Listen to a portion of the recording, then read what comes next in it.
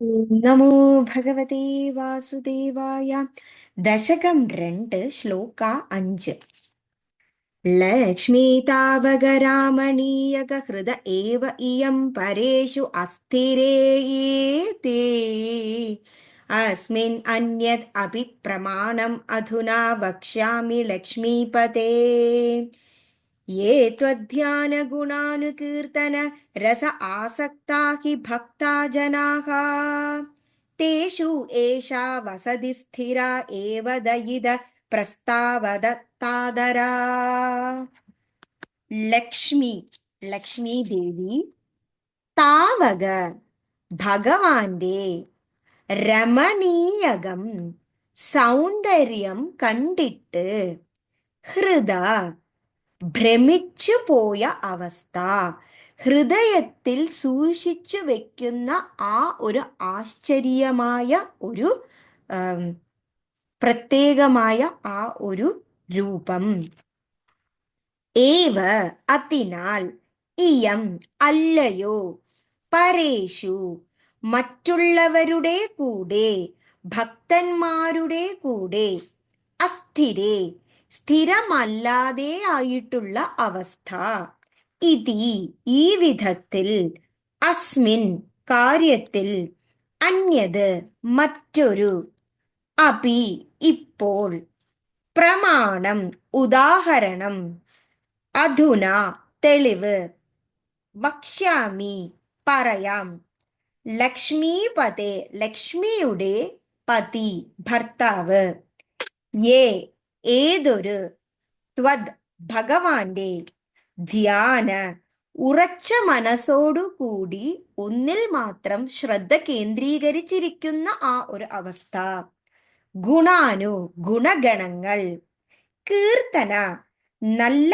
കാര്യങ്ങൾ പറഞ്ഞു നടക്കുകയും പാടി പുകഴ്ത്തുകയും ചെയ്യുന്ന ആ ഒരു രീതി, രസ ആസ്വദിച്ചുകൊണ്ട്, അസക്ത അസ്ഥിരതയോടുകൂടി, ഹി അവരിൽ, ഭക്തജനാഹ ഭക്തജനങ്ങളിൽ, തേഷു ലക്ഷ്മീദേവി, ഏഷ ഒരിക്കലും, വസതി വസിക്കുന്നില്ല, സ്ഥിര സ്ഥിരമായിട്ട്, ഏവ എപ്പോഴും, ദയിത നിലനിർത്തുന്നു, പ്രസ്താവത ഒട്ടും സംശയം കൂടാതെ, താതര ഭഗവാനെ.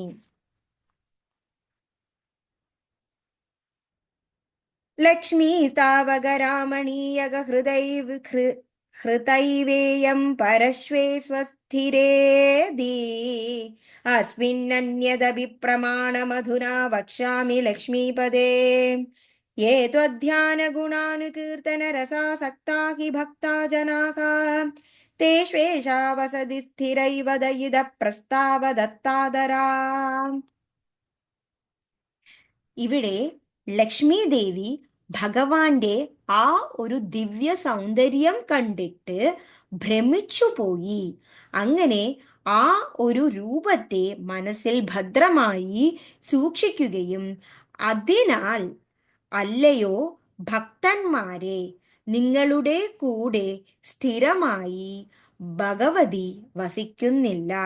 കാരണം ദേവി ഈ വിധത്തിൽ മറ്റൊരു ഉദാഹരണം എന്ന് പറയുകയാണെങ്കിൽ, ലക്ഷ്മിയുടെ ഭർത്താവ് ഏതൊരു ഉറച്ച മനസ്സോടുകൂടി ഓർക്കുക എന്നത് ദേവിയെ മാത്രമാണ്.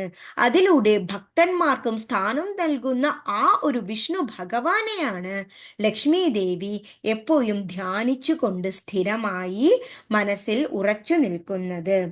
അങ്ങനെയുള്ള ഗുണഗണങ്ങൾ, നല്ല കാര്യങ്ങൾ പറഞ്ഞു നടക്കുകയും പാടി പുകഴ്ത്തുകയും ആസ്വദിച്ചുകൊണ്ട്, അങ്ങനെ അസ്ഥിരതയോടെ ഭഗവാനിൽ മാത്രം, ഭക്തജനങ്ങളിൽ ലക്ഷ്മി ദേവി ഒരിക്കലും സ്ഥിരമായി വസിക്കുന്നില്ല.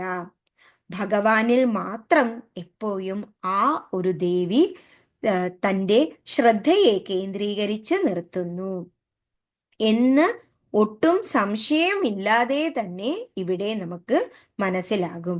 അതിനാൽ ലക്ഷ്മി ദേവിയെ തനിയെ പ്രാർത്ഥിക്കണമെന്ന് ഭക്തന്മാരിൽ എന്നും തന്നെ ആരും പറയുന്നില്ല. കാരണം വിഷ്ണു ഭഗവാനെ ഏതൊരു ഭക്തൻ ഭജിക്കുന്നുവോ ആ ഒരു ഭക്തനിൽ വിഷ്ണു ഭഗവാൻ മാത്രമല്ല, വിഷ്ണു ഭഗവാന്റെ ഹൃദയത്തിൽ കുടികൊള്ളുന്ന ആ ലക്ഷ്മി ദേവിയും തീർച്ചയായും അനുഗ്രഹിക്കും, കൂടെ തന്നെ എപ്പോഴും ശക്തിയായി പിന്തുടരും എന്ന ഒരു കാര്യത്തിൽ ഏതൊരു സംശയവും ഇല്ല.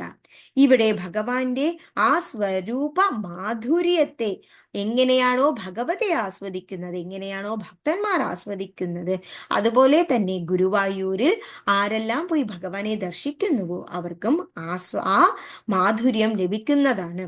അങ്ങനെ ഭഗവാനിൽ ഉറച്ച ഭക്തി ഉണ്ടാവുകയും ആ ഭക്തിയുടെ മഹത്വം എവിടെയും പരകുകയും ചെയ്യും. Thank you.